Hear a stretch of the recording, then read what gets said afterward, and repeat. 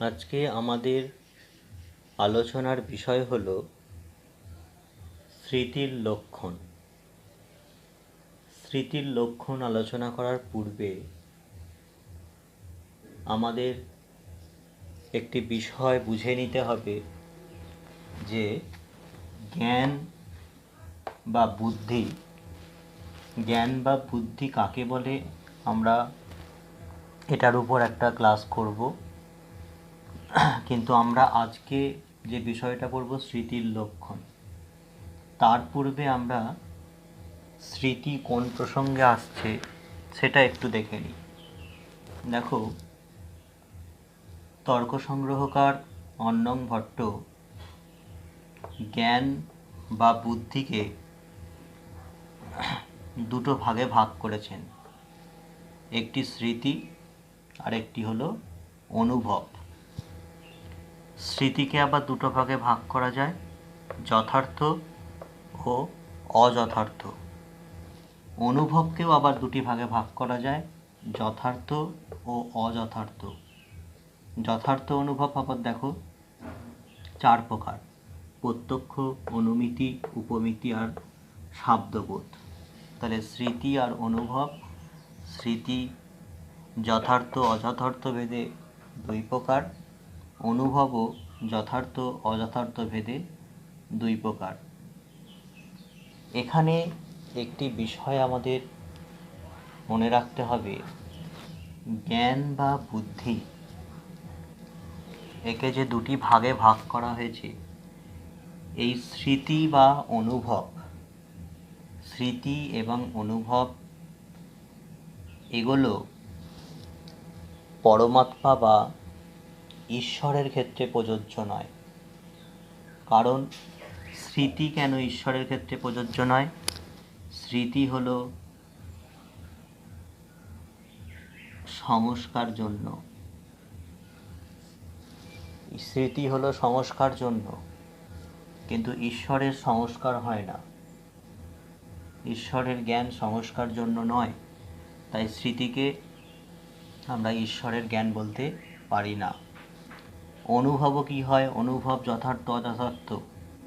ঈশ্বরের অনুভব কখনো অযথার্থ হতে পারে না, তাই অনুভবটাও ঈশ্বর প্রসঙ্গে নয়। তাহলে স্মৃতি আর অনুভব হলো কি প্রসঙ্গে? স্মৃতি আর অনুভব এই দুটি জীবাত্মা, পরমাত্মার নয়। এগুলো সব জীবাত্মায় প্রযোজ্য, স্মৃতি আর অনুভব। তাহলে পরমাত্মায় কেন প্রযোজ্য নয়? স্মৃতি সংস্কার জন্য বলে, আর অনুভব অযথার্থ। ঈশ্বর সংস্কার জন্যও নয়, অযথার্থও হয় না ঈশ্বরের জ্ঞান। এখানে একমাত্র অদ্বৈত বেদান্তবাদীরা বলেছেন যে ঈশ্বরের জ্ঞান, ঈশ্বরের যে জ্ঞান সেটা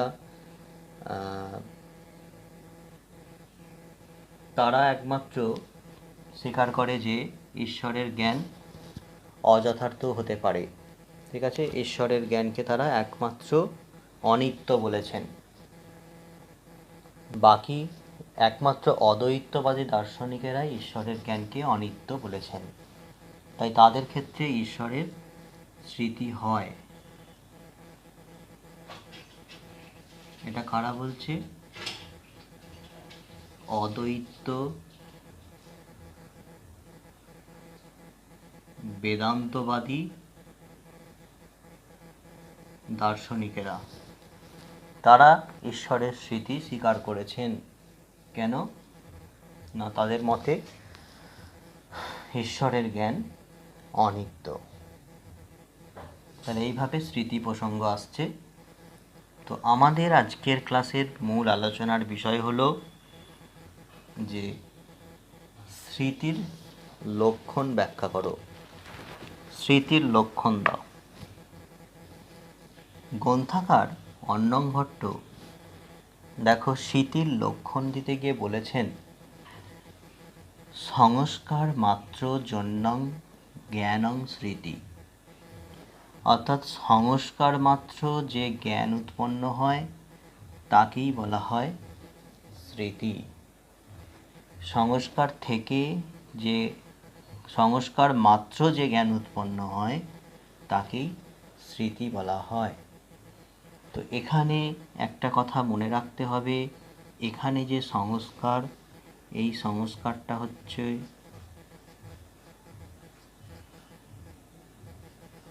ভাবাত্মক সংস্কার।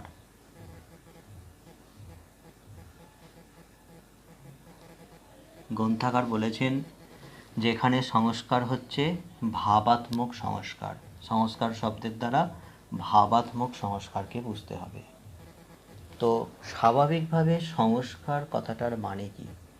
সংস্কার কথার মানে হচ্ছে পূর্ব অভিজ্ঞতার একটা ছাপ, সেটাকেই আমরা সংস্কার বলি। তাহলে পূর্ব অভিজ্ঞতার ছাপমাত্র যে জ্ঞান উৎপন্ন হয় তাকেই বলা হয় স্মৃতি। তাহলে পূর্ব অভিজ্ঞতার ছাপমাত্র যে জ্ঞান উৎপন্ন হয় তাকেই বলা হয় স্মৃতি। ধরো একটি আবৃত্তি প্রতিযোগিতায় কেউ একজন অংশগ্রহণ করছে, তাহলে সে বাড়িতে যে আবৃত্তিটা, যে কবিতাটা সে মুখস্থ করেছে, সেটা সে মঞ্চে গিয়ে প্রেজেন্ট করছে। তাহলে প্রথম সে বাড়িতে যখন সেটা অধ্যয়ন করলো, তারপরে তার সেই কবিতাটা তার মনের মধ্যে একটা সংস্কার রূপে, একটা ছাপ রূপে, পূর্ব অভিজ্ঞতা রূপে থেকে গেল। এবার মঞ্চে যখন সে সেই আবৃত্তিটা পাঠ করছে, কবিতাটা পাঠ করছে, তখন তার মধ্যে যে জ্ঞানটা উৎপন্ন হচ্ছে সেই পূর্ব অভিজ্ঞতা থেকে, সেটাকেই আমরা স্মৃতি বলি।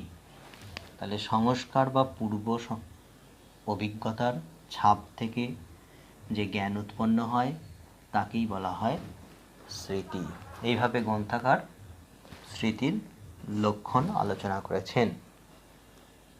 এবার আমরা এখানে যে লক্ষণে স্থিত যে পদগুলো রয়েছে, দেখো সংস্কার মাত্র জন্যং এটা একটা পদ, জ্ঞানং এটা একটা পদ, তাকেই স্মৃতি বলা হয়।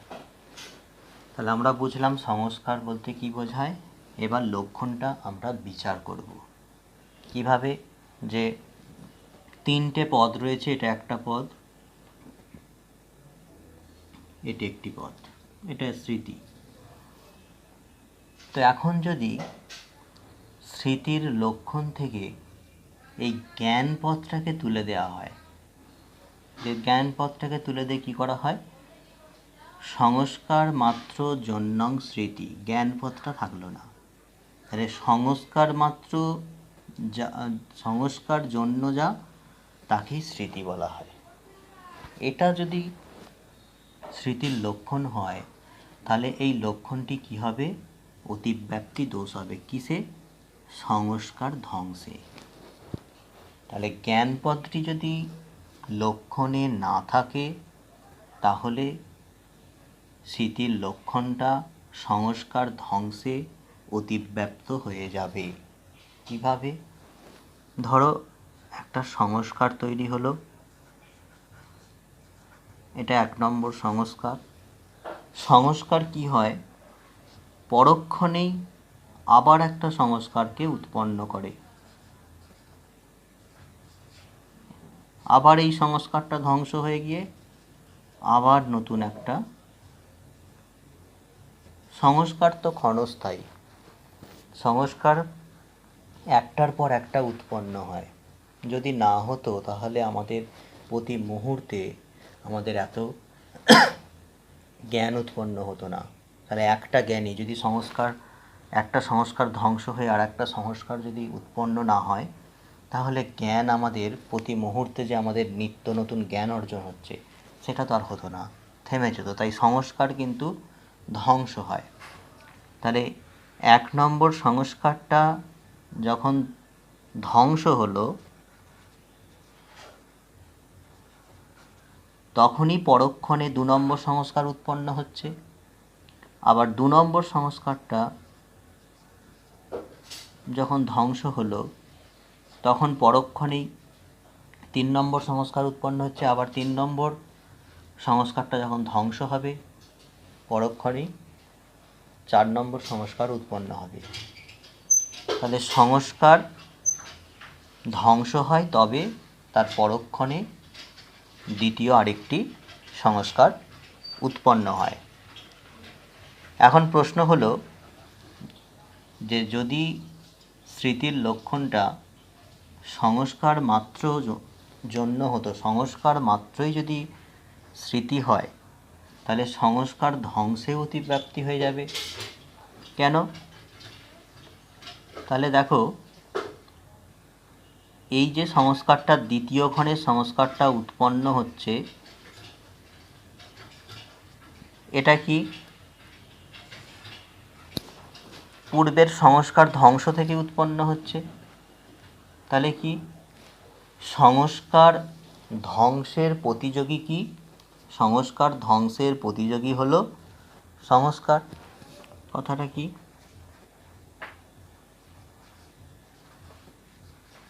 সংস্কার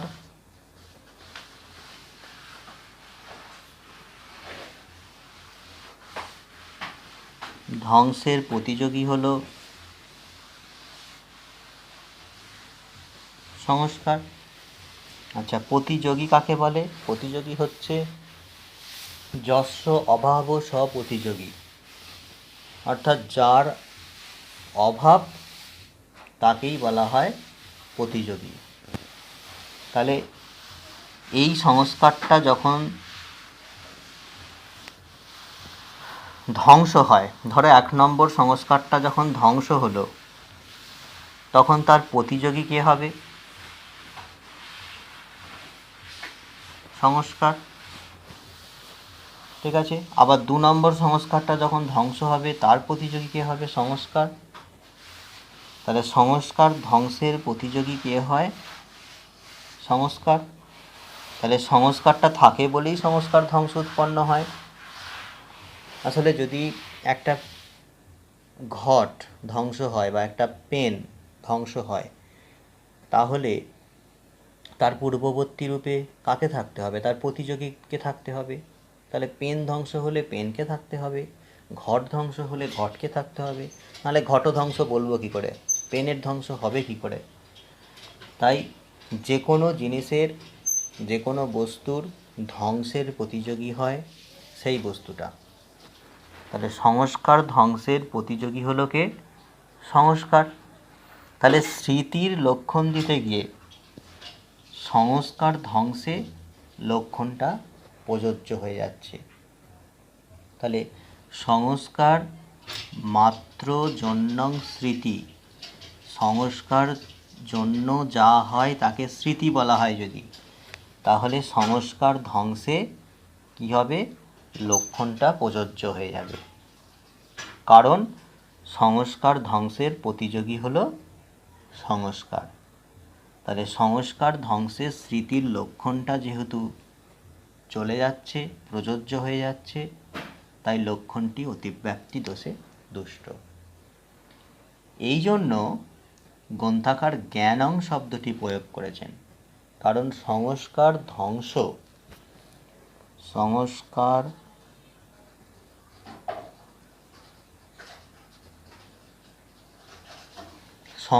ধ্বংস এটা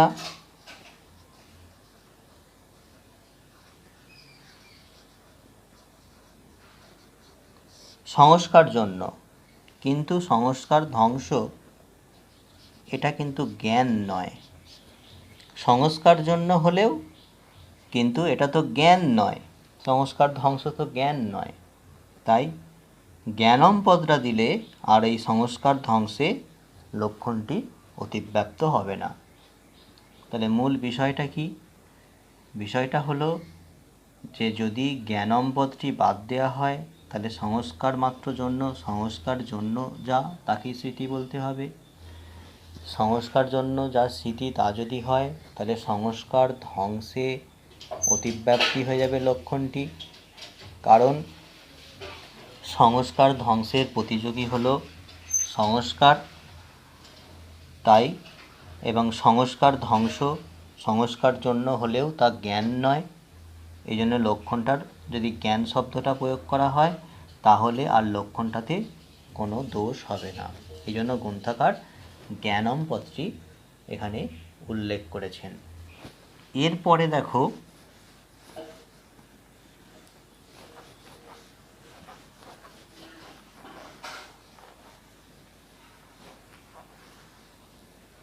তাহলে জ্ঞানম পদটি খুব তাৎপর্য।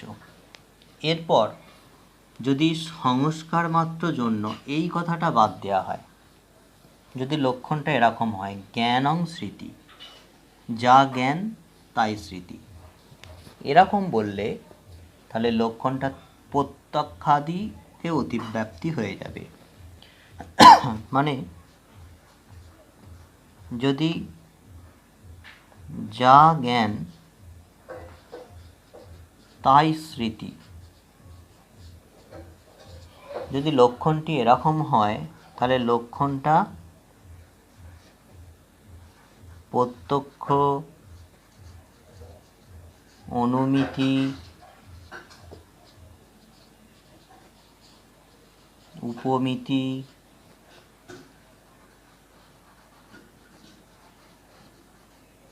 শাব্দবোধ, এই প্রত্যেকটা প্রমা, যথার্থ জ্ঞান এগুলো, এই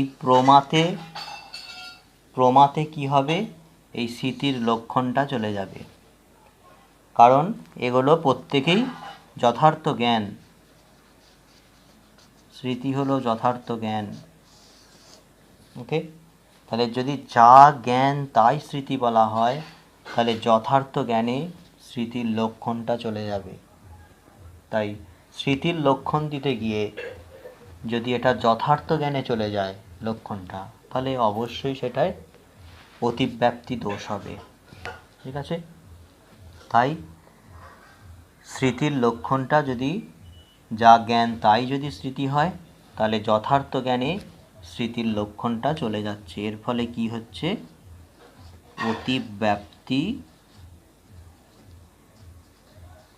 অতিব্যাপ্তির দোষ হচ্ছে। তাহলে এই দোষটা দূর করব কি করে? তার জন্যে গ্রন্থাকার সংস্কার মাত্র জন্য এই পদটি ব্যবহার করেছেন। কারণ প্রমা বা যথার্থ জ্ঞান এগুলো জ্ঞান হলেও এগুলো কিন্তু সংস্কার জন্য নয়, এরা সংস্কার জন্য কিন্তু নয়। প্রত্যক্ষ, অনুমিতি, উপমিতি, শাব্দবোধ এরা জ্ঞান, যথার্থ জ্ঞান, কিন্তু সংস্কার জন্য তো নয়। তাহলে এরা যথার্থ জ্ঞান, এরা সংস্কার জন্য নয়। তাই সংস্কার মাত্র জন্য এই কথাটা যদি প্রয়োগ করা হয় তাহলে আর লক্ষণটা কি হচ্ছে, যথার্থ জ্ঞানে চলে যাচ্ছে না। ঠিক আছে, তাই সংস্কার মাত্র জন্য এই কথাটি লক্ষণে অতি গুরুত্বপূর্ণ, এই বিশেষণটি প্রয়োগ করতে হবে। প্রয়োগ করলে কি হবে, আর লক্ষণটা যথার্থ জ্ঞান অর্থাৎ প্রমায় অতিব্যাপ্ত হয়ে যাবে না। কারণ এটা জ্ঞান হলেও, প্রমা যথার্থ জ্ঞান হলেও এটা সংস্কার জন্য মাত্র নয়। এই জন্য লক্ষণটাতে আর কোনো অতিব্যাপ্তি দোষ হবে না। এরপরে দেখো আর একটা বিষয় এখানে আমাদের আলোচনা করে নিতে হবে, সেটি হলো 3 নম্বরটা, সংস্কার জন্য জ্ঞানং স্মৃতি। যদি লক্ষণ থেকে এই মাত্র কথাটাকে বাদ দেওয়া হয়, মানে যদি এরকম হয় লক্ষণটা,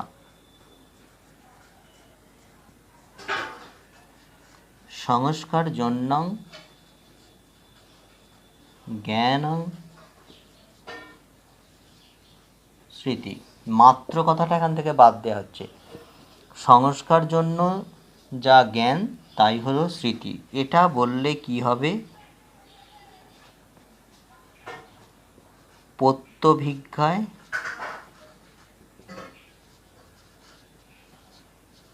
অতিব্যাপ্তি হবে। তো প্রথমে আমাদের জেনে নিতে হবে প্রত্যভিজ্ঞাটা কি। প্রত্যভিজ্ঞা হলো চিনে নেওয়া,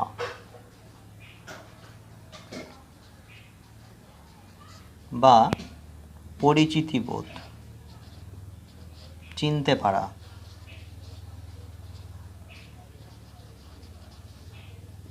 ঠিক আছে, যেমন দেবদত্তকে আমি বারাণসীতে 10 বছর আগে দেখেছিলাম, সেই দেবদত্তকে আজকে যদি আমি কলকাতায় দেখে বলি এই সেই দেবদত্ত, এই সেই দেবদত্ত, তার মানে কি আমি দেবদত্তকে চিনতে পারলাম।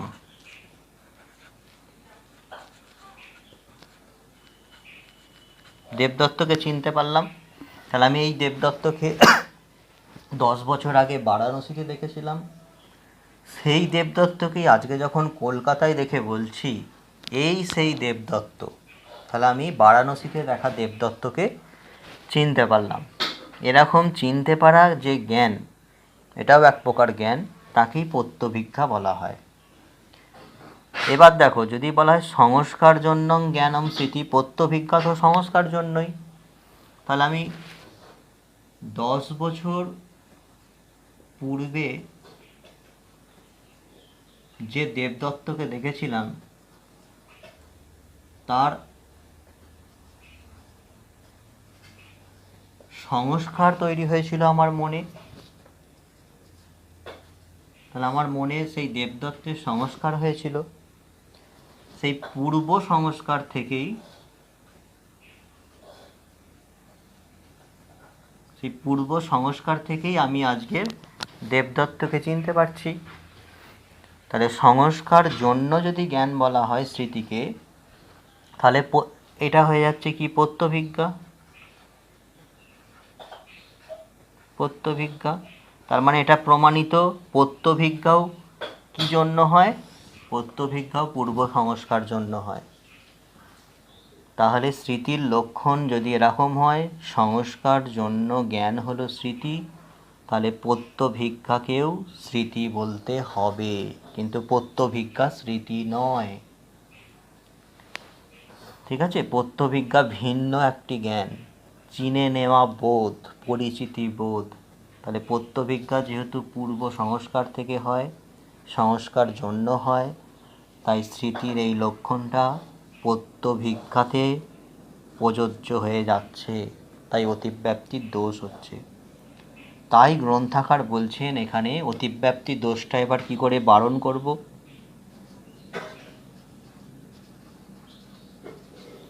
পত্যভিজ্ঞায় যাতে স্মৃতির লক্ষণটা না যায় তার জন্য দোষ বারণ করতে হবে। এই দোষটা বারণ করার জন্যই গ্রন্থাকার মাত্র শব্দটি প্রয়োগ করছেন। কেন? পত্যভিজ্ঞা পূর্ব সংস্কার জন্য, কিন্তু পত্যভিজ্ঞা সংস্কার জন্য, কিন্তু সংস্কার মাত্র নয়। পত্যভিজ্ঞা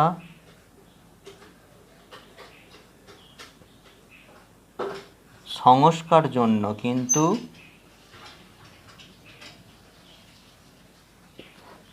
সংস্কার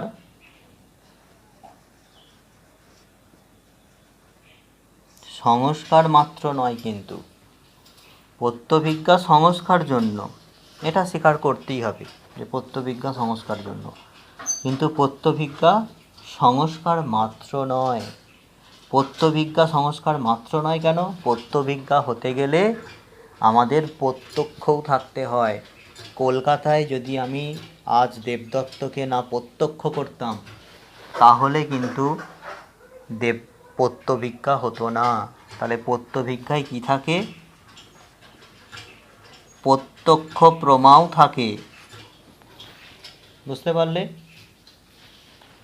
তাহলে পত্যভিজ্ঞা যদি সংস্কার জন্য জ্ঞানকে স্মৃতি বলা হয়, তাহলে পত্যভিজ্ঞায় লক্ষণটা চলে যাচ্ছে, কারণ পত্যভিজ্ঞা সংস্কার জন্য, কিন্তু মাত্র কথাটা প্রয়োগ করলে আর লক্ষণটায় দোষটা হচ্ছে না, কারণ পত্যভিজ্ঞা সংস্কার জন্য হলেও পত্যভিজ্ঞা সংস্কার মাত্র নয়। শুধুমাত্র সংস্কার থেকেই পত্যভিজ্ঞা উৎপন্ন হয় না। পত্যভিজ্ঞা হতে গেলে কি থাকতে হয়? প্রত্যক্ষ থাকতে হয়।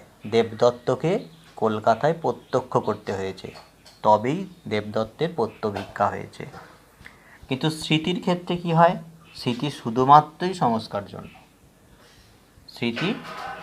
স্মৃতির পূর্বে প্রত্যক্ষ অনুমিতি এসব থাকে না, স্মৃতি শুধুমাত্র সংস্কার জন্য।